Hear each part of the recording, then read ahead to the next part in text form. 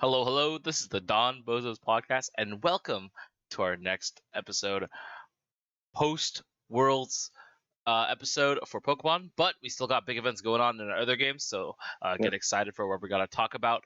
We got some news segments, and yeah. So my name is Aiden, and I'm joined by my co-host and really good friend Jeremy. How are we doing tonight? We're doing pretty good. Just finished playing some Val in some low elo parties, but it was been fun. It was fun. Yeah, and we've been trying to league, but man, ranked it's just been awful. These new I ranks, I think some people are a little bit too boosted from the yeah. rank system. So yeah, it is currently 10:46 p.m. on a Wednesday night, August 16th, 2023, and yeah, let's go ahead and get to where we're going over this episode. It is post World, so we're of course going to have a reoccurring segment, local recap. Then we are going to talk about the Pokemon World Championships, what we thought, what we think about the winners, top 8 decks, things like that. In our reaction to where Worlds is going to be next year, qualification points, and the rest of that. Then we're going to have a new segment, tier list. It's pretty obvious. Tier list is going to be loads of fun every week. I think we're going to have every week.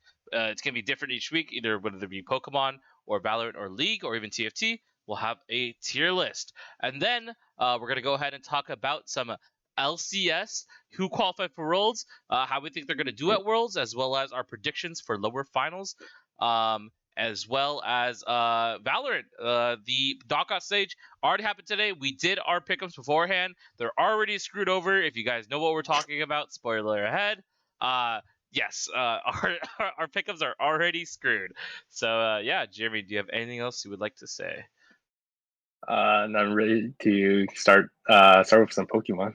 All right, let's go ahead and get into local recap. I believe we both went to the Tofu Cup, and then I went to a local today. So let's go ahead and start with the Tofu Cup. Jeremy, how'd you do? Tofu Cup, I went 2-2-1. I played Arctina. So yeah, the last one, the one is because we ID'd because I don't think it mattered if we the win. I don't think at 3-2 it mattered anyway if to make into top four. So we just took the ID and just like I ID with Matt, and Matt was able to make the top four. So that was nice. What was the rounds? I played against you in round three, right? I Yeah, forgot who. round Let's three. see. Yeah, I just remember that round you were going turbo. It was insane. You were down to like 2 cards on your Yeah. second turn in your deck, and yeah, I remember that. And then my I did Matt on round four, and then round five, I played Barrel Attach Energy against. I just see a Meloetta there, so it's just basically GG from that point. Yeah, Yep. so I went 2-2-1. Not, it's yeah, it happens. Yep, and I went 3-2. Round one, played against a Maridon. I didn't see Manaphy, so the Magnezone farmed me for free. The Magnezone V-Star farmed me for free, and then Yep. the rest is history there. Round two, played against Chien-Pao Baxcalibur.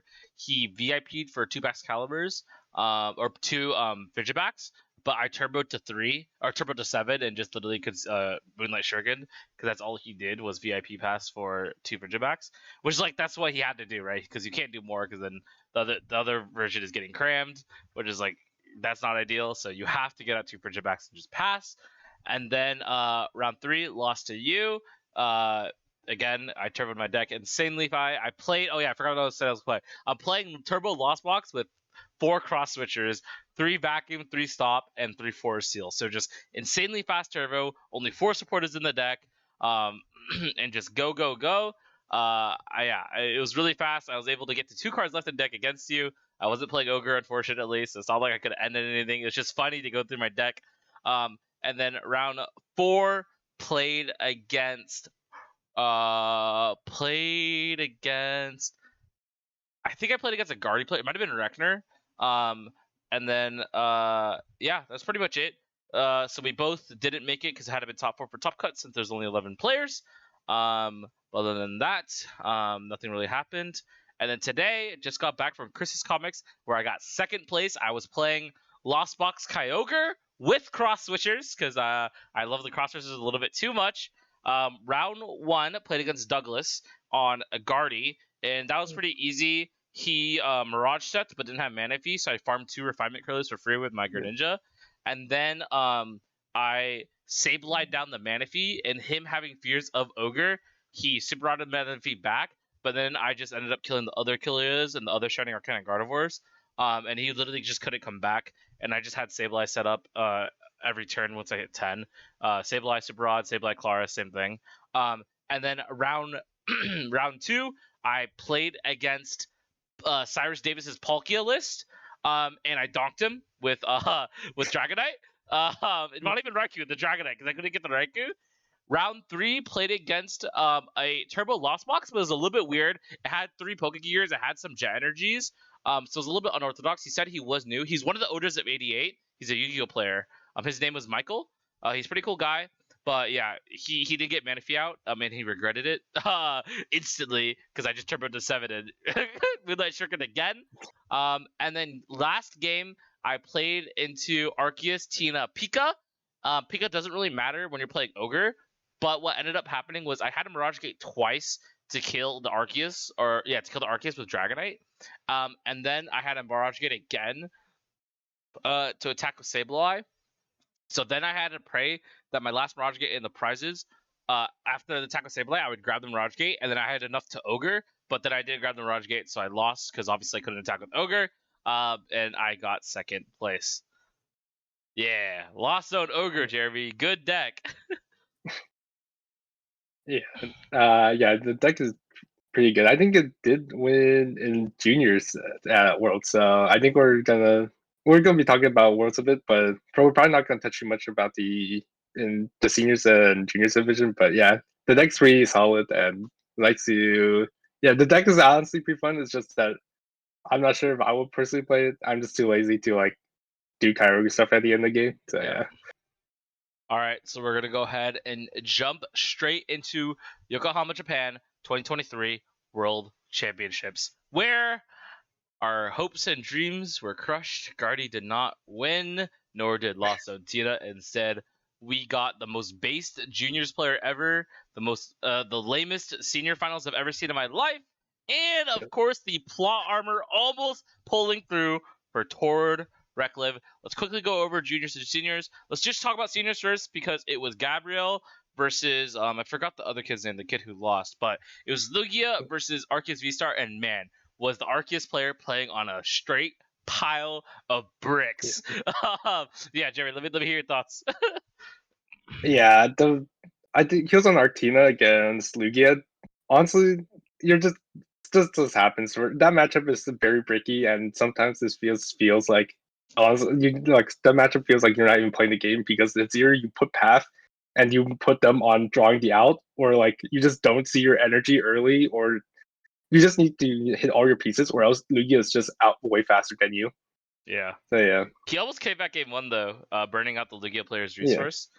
But yeah, congratulations to Gabriel. And then juniors, we have the Taiwanese player, I don't want to butcher his name, versus Gabriel, again, a different boy. And man, the most debased Lost Box KYOGRE player out there. Can't believe a kid stuck it out all the way to the end. He absolutely rolled the other kid 2-0. Game 1, he was able to Dragonite the Arceus because the other player was bricking. Game 2, he was able to get the Ogre play, taking 3 prizes off Umbreon VMAX that already got hit by Cram earlier. Beautiful, beautiful gameplay. He did misplay once on a Sableye, but other than that, man, I just love watching Ogre win on stream. It's annoying to play against, but watching it is super fun. Yeah, I believe that game 1, both of them were like sort of breaking, but then he was able to just get to Dragonite, and he's just won. Yeah. So yeah, so it was a little scary, but he was able to like play for the out and got it game 1, and then beautifully played game 2. Yep. All right, let's go ahead and talk about top 32 / Masters Division. Man, finals was absolutely insane.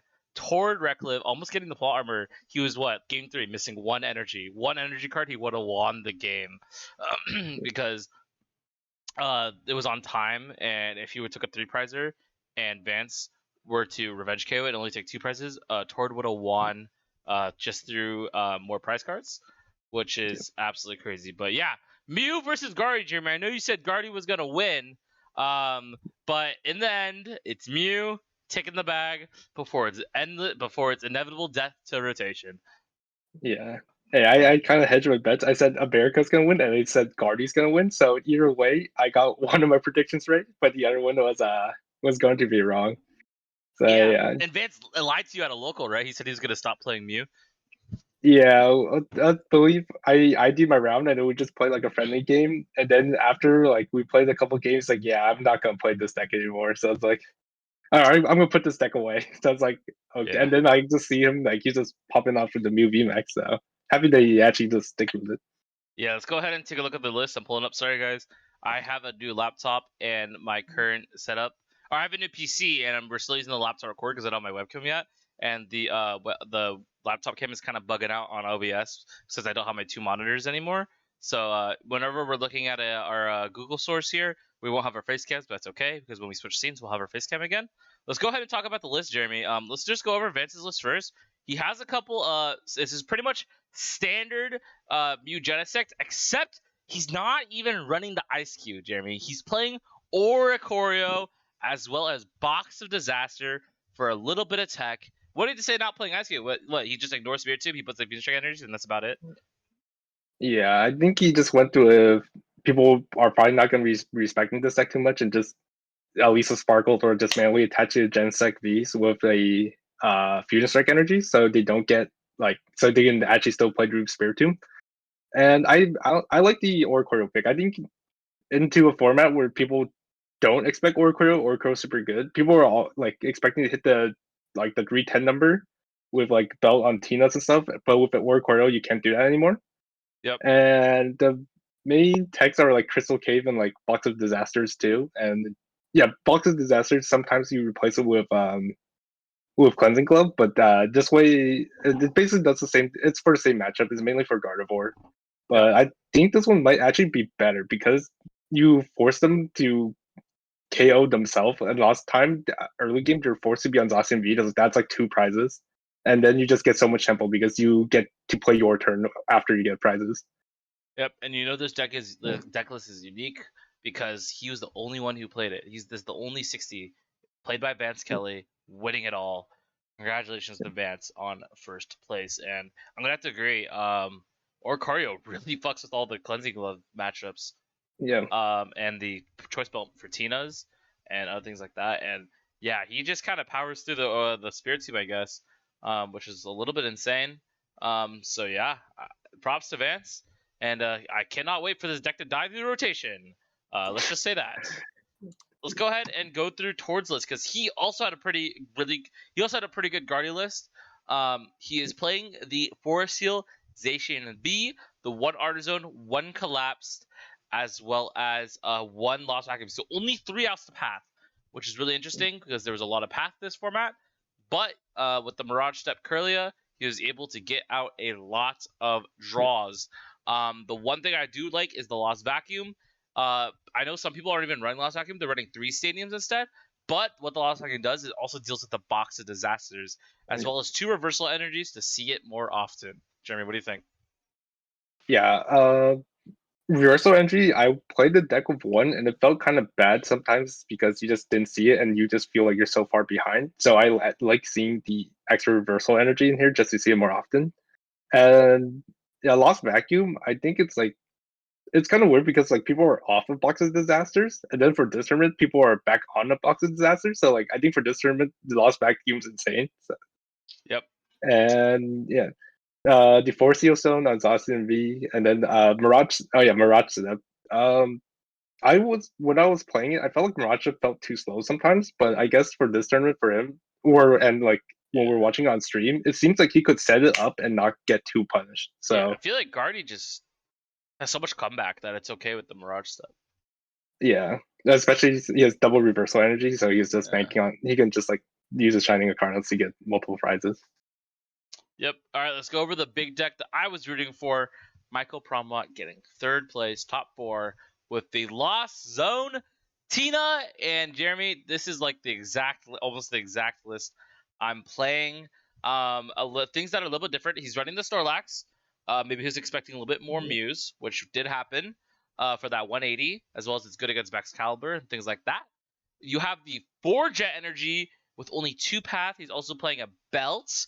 And no Roxanne. The only disruption he has, Jeremy, is 1-0. So this is definitely a more aggressive Tina with the Snorlax. Hitting with the Snorlax early game is pretty dang strong. So I don't know. I don't think I'm going to change my Tina list to Michael's or any other more aggressive ones. You know me, Jeremy. I love playing my Roxanne. I love playing Comeback. So, yeah. What do you think about Michael's list? Yeah, I haven't played much with the Snorlax, so I'm not sure how much he liked it. It seems like on stream he was using it pretty often. So yeah, I'm not like super experienced with this deck and like with Snorlax. So Yeah, I'm it's real good against Baxcalibur and Mew. Other than that, I don't like cram into 180 is good against V stars. Maybe it's just he's just a good attacker. Maybe let's just say that, just a good attacker. Yep. All right. Any other deck lists or any other decks you'd like to talk about? Because I have one more in mind, which is Cyrus's list. But Yep. do you have any deck you would like to talk about? Yeah, I think that's the next biggest deck. I believe Cyrus also was. I think they got bought out, which is super unfortunate because I wish the TCG last year they didn't do bubble. We just did eighth place for 8th and 9th place played each other, Yeah. and then whoever won will basically make top 8. So I wish that they did that too because I wanted to see this pocket deck, see more of this pocket deck. Yep.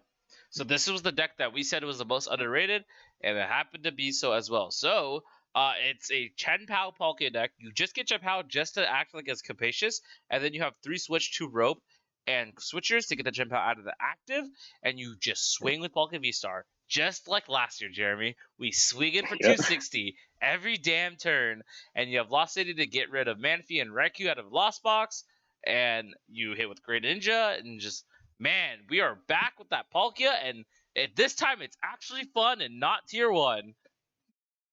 Yeah, this time is actually fun. You're not just like you're not playing against the shady dealings and then they just grab whatever they need at any time they want.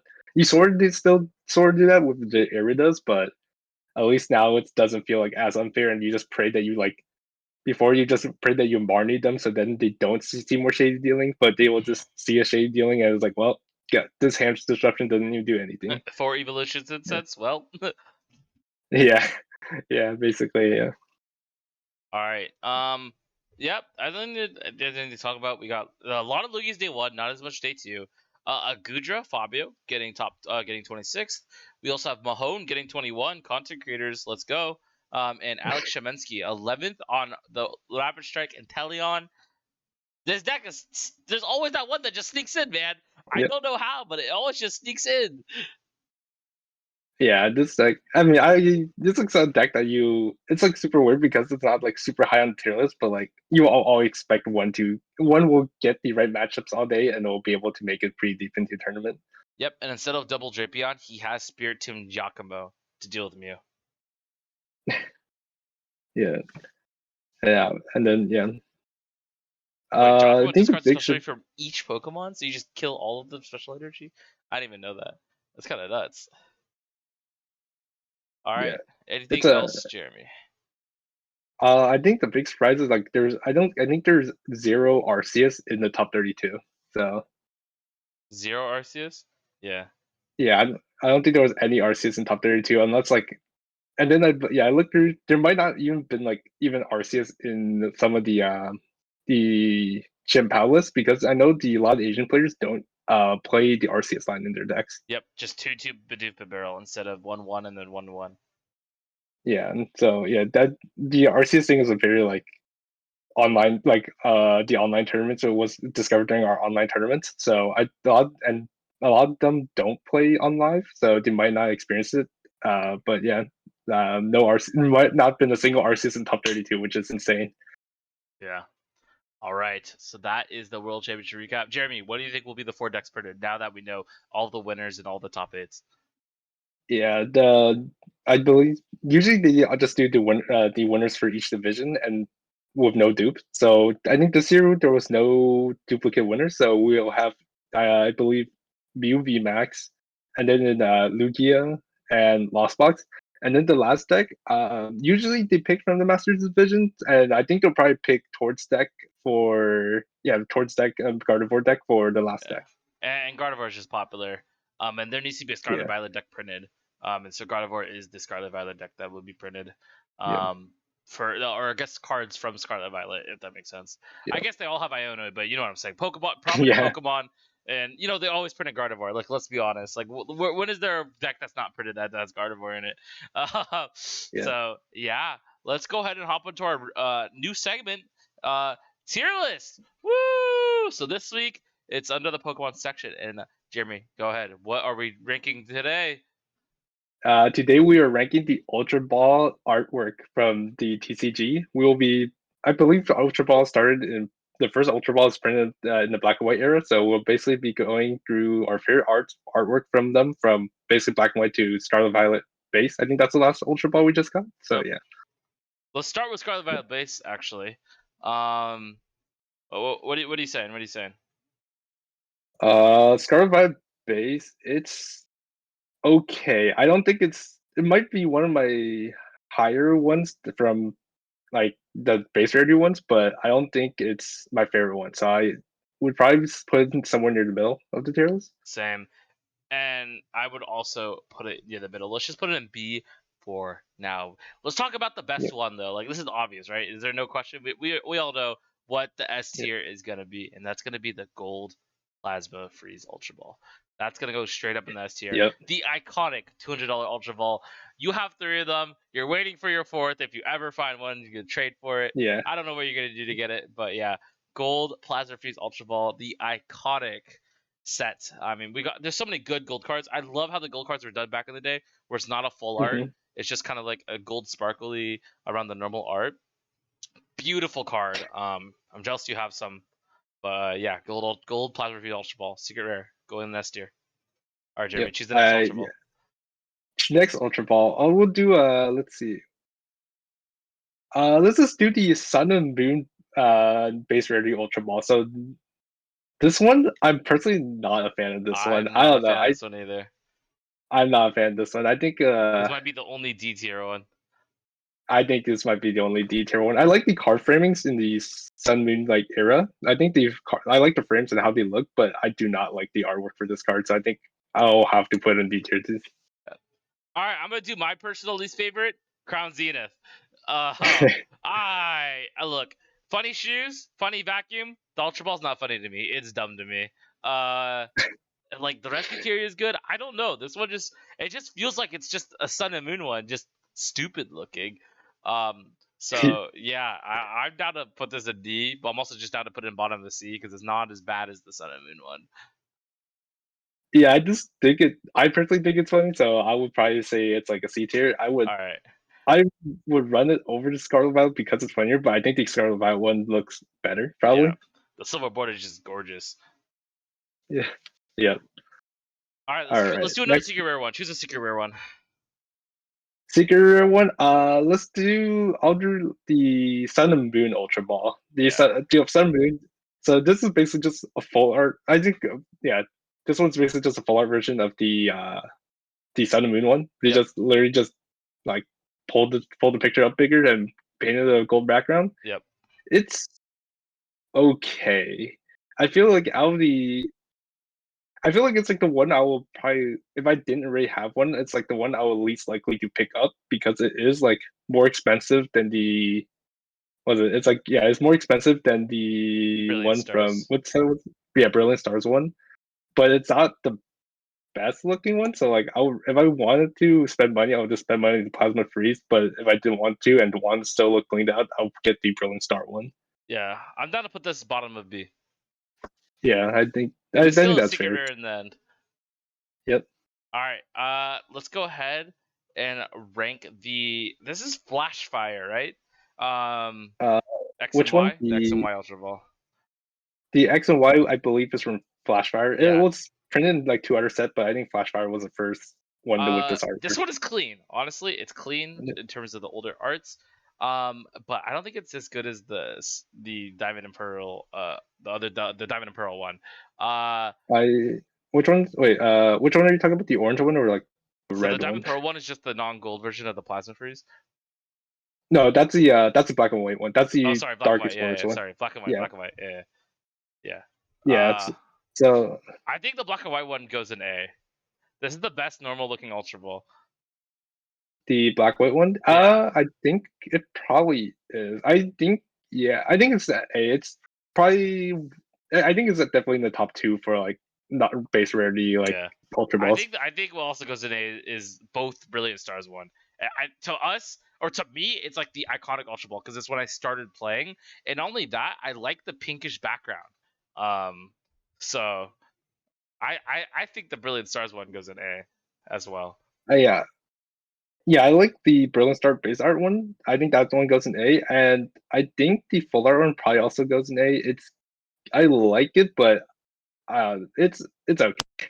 I like the I think it's the problem. My problem with it is I don't like how gold rares were done during the Sword and Shield era. So Hmm. I think like that's why Doc Point. But I think the artwork looks pretty nice for it. All right, XY Flash Fire. What do you have to say? This I think this is like when I actually like for the black and white ones I had like a playset, but this is when I first actually like playing the game a lot. So I actually have a lot of these Flash Fire ones, and I don't know. I feel like I'm more nostalgic towards the black white ones, but I do like this one. I do like this one. I think this one also goes in A tier for me. Yeah, I think so too. All right, Yeah. guys, this is going to be the Ultra Ball tier list. I'm gonna go ahead and screenshot this and send it to Jeremy so we can post it on our YouTube community post. Let us know what you guys think in the comments, and also let us know what you think. What other tier list we should do? Next week, I think we're gonna be doing either a Valorant or League of Legends one. So go ahead and comment on what we should do. Skin line, champions in a lane, things like that. Champions in a lane might be too much, but hey, we'll do The it. skin line also. Yeah, skin lines. Yeah, maybe a bit too much, but yeah, that's gonna be our tier list, and let's go ahead and hop into LCS because we just locked in our three teams for Worlds, the three teams that are guaranteed to go to Worlds. So let me go ahead and pull that up real quick. Jeremy, first thoughts? No Golden Guardians, no EG. What are you saying? Honestly, I'm pretty sad that those teams aren't gonna make it. I'm a big fan of JoJo. I think I like a lot of NA mids. I just like seeing a team with an NA mid on it, and yeah, I'm sad that they aren't gonna make it. But honestly, it might be fine because I don't think they're gonna do too well. I feel like they're just kind of get dumpstered by the other regions, and then not having Golden Guardian kind of sucks because I felt like at MSI they did better than Cloud9 and they actually took games off of like LPL teams, even though like they're hard sprinting in bot lane and spot lane's like their strongest point, which is kind of sad. But Yep. yeah, Honestly, Energy and TL are both teams that represent us well at Worlds. C9 honestly they probably won't because they're NA griefers. Like they roll in NA and then absolutely troll at Worlds. But yeah, honestly, just like Palafaker, yeah, bro, Palafaker, he might take some games off of some people. Um, and TL, I think the thing about TL is they're not that good in NA, but I think they'll be good at Worlds because they are just like a full. Hey, yo, APA plus 4 Koreans, I'll take it, bro. I'll take it. All right. APA is kind of clean on that Ziggs. Yo, yeah, yeah. I think TL will be one of the teams that improve the most when they go back to to scrim like a boot camp in Korea, but because their individual plays are insane, but it didn't look that way for the season. So I think once they go back, they're gonna regain their form, and then it's like it will show why like Team Liquid like brought these players here and not just like spending millions of dollars on like top tier Koreans just for them to be like average in America. yeah. Yeah. Let's go ahead and do predictions for NRG versus Team Liquid Honda. You got any prediction in mind? Because I'm thinking it's gonna be a 3-2 either way. Ooh, I think yeah, let's see. I have these team played against? I don't think they Not played each often. other yet. Yeah. So I think I'm just a bigger fan of NRG and I want to pick them, but honestly, they might just be better too. But I think I'm too biased, and I'm just gonna say NRG is gonna win. I think. Let's see. How many games is Team Liquid gonna get? I think Team Liquid at least gets one, but I'm not sure. I think they'll probably get two. But yeah, I'll just go with 3-2 for NRG. All right, here's what I'm gonna here's what's gonna happen. All right, Jeremy, hear me out. Hear me out. Yeah. NRG, they go 2-0. All right, Palafaker gets LeBlanc both games. All right, then game 3 champ select, Piosic gets Kindred. All right, and they play it. All right, and then APA plays Karma Vid, and then all of a sudden the DRX Piosic comes out, and we get a reverse sweep out of TL Honda. So it's gonna be 3-2 Team Liquid. Team Liquid, and then so they're gonna be playing Cloud9 the next day. Oh yeah, well, Cloud9's 3-0ing every day, no matter who's in there. That's a fact. That's a fact. Yeah, they might not be the one that represent or perform the best at Worlds, but I would trust them in like stomping on NA teams. Yeah, no, C9 3-0. Yeah, it's C9 3-0. And then I think Golden Guardians is our fourth seed, which will play LEC's fourth seed I'm for hoping the they last win. spot I'm at hoping Worlds. they win because I really want Golden Guardians to go to Worlds. They played Yeah, I really pretty want well at MSI. Yeah, I want them to win too. And I think they have a massive advantage of like being able to basically they could just fly to like Korea and just start scrimming already. While like LEC, they start their like I don't know what they're called. I think they're called the season final. They're basically playing for like the 4 teams who make worlds right now, which is they just lose like 2 weeks of practice basically. Yeah. All right. Let's go ahead and hop into the juiciest topic of all esports right now. Oh no. Valorant Champions. Oh man, this is not okay, Jeremy. All right, let's go ahead and hop in. We got Loud taking it over Fnatic 2-0 and Piprex taking over Foot 2-0. Before we get started, Jeremy, let's go ahead and go into our pick'ems because we slammed them last night before we went to bed. And we had Fnatic taking it all through the entire upper bracket, which means we have officially lost pick'ems. Because there's no way we are catching up to anyone. So I think everyone's bracket is just screwed. But yeah, and Loud through our lower bracket too. They don't get anything either. So yeah, it's so, massive upset by Loud. Like Fnatic has been like looking like the best team all year. I guess the last time Fnatic was like challenged was by TL, and then like the last time they were at like before that was by Loud at the beginning of the year. But like even then, it's still super surprising to see like they got like 2-0. They didn't like there's not like close map 3 or anything. They just got 2-0. Yeah, man. Yeah, so I'm gonna go back to overview here. So yeah, Loud taking over 2-0, and then Paperex, honestly, can kind of expected.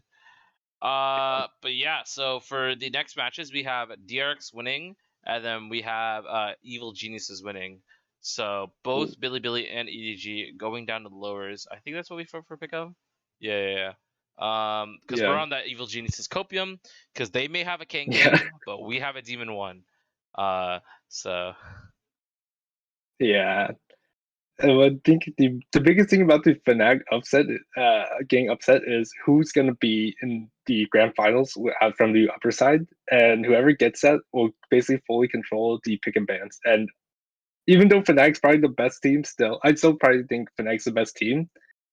Even though they will have their 2 best map banned, or like they'll have like 2 best map banned, and then they'll have like their perma ban be picked against them. So that is just super rough for them. So I want to see if they will be able to like even climb back way up to lower finals, because there's actually some like demons down there. yeah, no, this top 8 is stacked. And hey, we got 5 points for Paperex beating Foot, but that wasn't really hard. But yeah, I'm excited to see what happens. Excited to watch some more Tarek streams. But yeah, that's gonna pretty much be it for the episode.